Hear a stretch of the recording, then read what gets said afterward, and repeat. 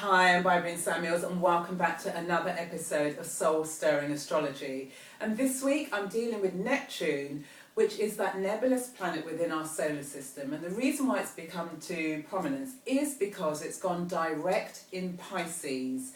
Now, Neptune is a slow-moving planet and it spends about 13 years in each sign. So it entered Pisces in 2012 and will be there until 2025. And so we're going to feel the subtle energies of Neptune as it moves through Pisces. Now, a core theme that Neptune actually deals with is around suffering. And it's about helping us to move towards change, but the way in which change will come about is through some level of suffering. Neptune is also associated with a range of other things like deception and mysticism and addiction and scandal, illusion, spirituality, growth, creativity. These are just some of the associations that are connected with Neptune. And when we come into contact with Neptune in our own lives, it really is about dissolving the internal as well as external boundaries and barriers. It's about transcending the ego, so there's no longer this sense of separateness. It's about being part of the collective and belonging. And so the planets, as always, operate on an internal as well as an external basis. So with regards to the internal, what we experience is this sense of the ego, the part of ourselves that we love. We think that we're the greatest thing since sliced bread. However, there's another part of us that we disassociate with because that's about the negative side, the shadow side. So we might see ourselves as somebody really confident and gregarious and fun-loving, but there could be a part of you, for example, that is jealous or full of anger and rage. And because that's difficult for you to deal with, you shut it off. Now, when Neptune comes into contact with our sun, for example, it's a time whereby, although we understand ourselves as this particular identity, for example, like a strong individual, when Neptune makes a contact to the sun, it could be a time when you feel extremely vulnerable and exposed and confused about who you are as a person.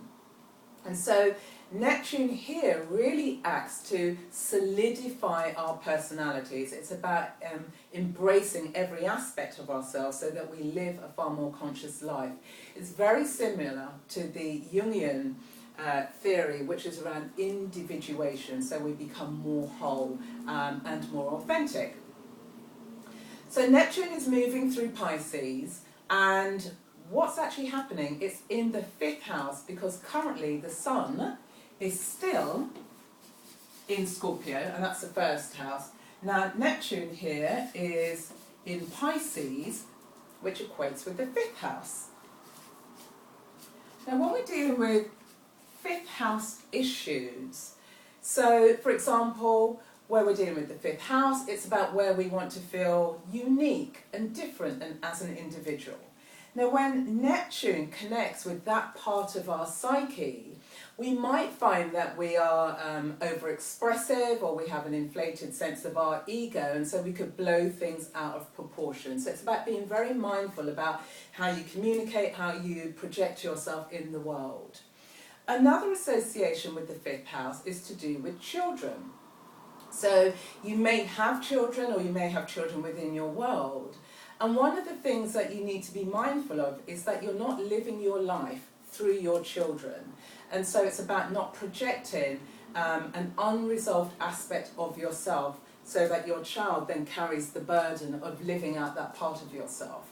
And so a question that you might ask is, why is it that you want your child to be so exceptional in their life? Is it because there's a part of you that hasn't been resolved from your own past? So children have the right to grow into be who they are, and as their parent or as their guardian, it's about your role, about stepping back to allow them to be the best that they can be. But also when you're going through this 5th house, it's a way for you to regenerate yourself as well.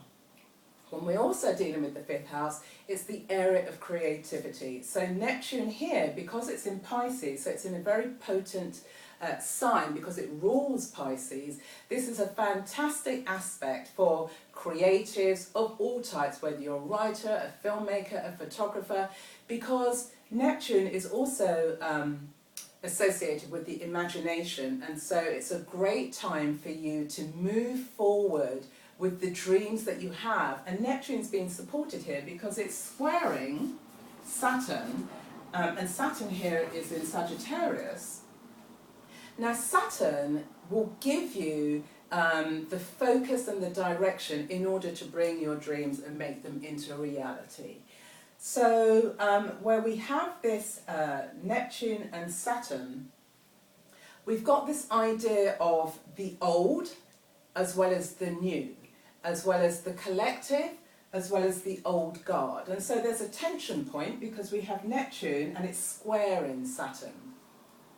And as always, these energies, these planetary energies, show themselves in the public realm. And we've seen and witnessed and experienced the horrific attacks in Paris that have taken place.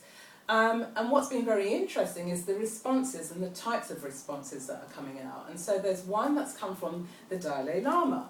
And as we know, he's, one of our foremost spiritual leaders. And he made this comment. And basically what he was saying is that prayer is not going to transform this situation.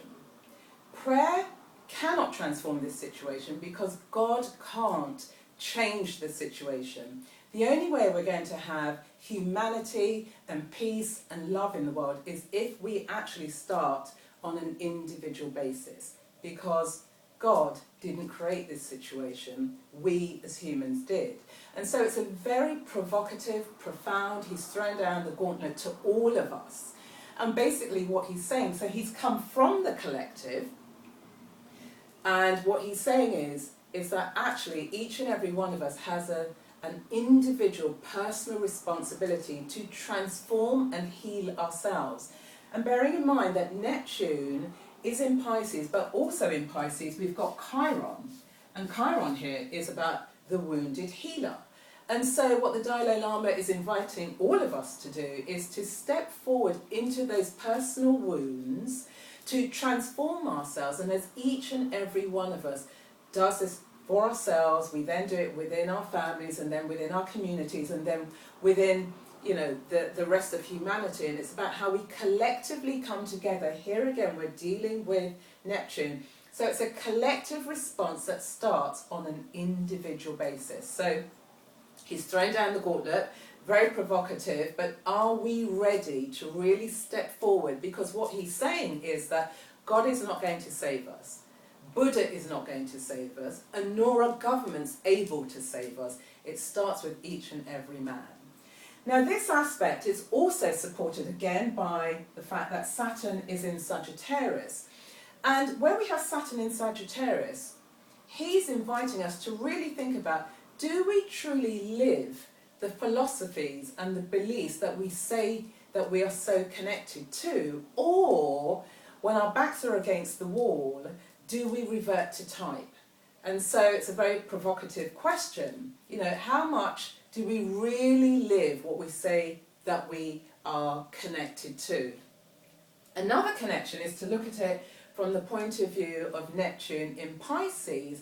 And it's about, well, what do you actually believe in that's going to give you spiritual sustenance? And so what's been created as we're going through, this 13-year cycle are these profound life questions that get to the core of who we are as human beings and as individuals. What is it that you truly stand for? Is it something that you just espouse because it sounds good? Is it because, well, other people are doing it, so you're just following the crowd? But actually, what is it that truly resonates in your soul that enables you to stand up, all of us, to stand up, to truly live those humanitarian principles? And so, with this Neptune now direct going through Pisces, we're going to start feeling the very subtle vibrations that's calling for us to make those very profound changes in our life. And essentially, are we ready? And so the quote I want to leave you with this week is from Nietzsche. And what he said is, to live is to suffer, but to survive is to understand the meaning from the suffering. So that's it for this week. We're going to have this energy now until 2025. Questions like this will begin to arise. We're going to see this greater sense of who we are and what do we actually stand for, and how then can we go out into the world and make a difference in life. So on that note, I will bid you have a fantastic week until I speak to you again. If you found this useful, share it with your network. And if you have one takeaway from this week's episode, put it in the comment box below, or if you have any other comments, that would be great. We'd love to connect with you. Also, if you like the video, feel free to subscribe to it. And on that note, I will see you again next week.